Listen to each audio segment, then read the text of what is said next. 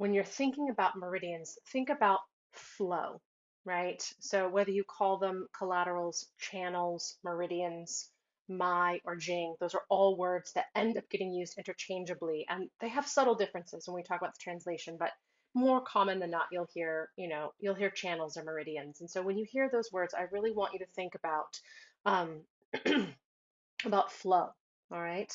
And you're sitting there going, flow? Flow of what? My answer is, of course, it's like depending on your perspective, that flow could be talking about chi, it could be talking about blood, electrical impulses, neurotransmitters, cells, and even chemicals. So it's very broad, the concept of flow, but I've used this image here of this sort of like aqueduct, right? You see water flowing through, or if you think about, from a global perspective, when we look at like air flows and those jet stream pathways, the warm air and the cold air, these are all macro images of what the channels and collaterals or the meridians represent in your body.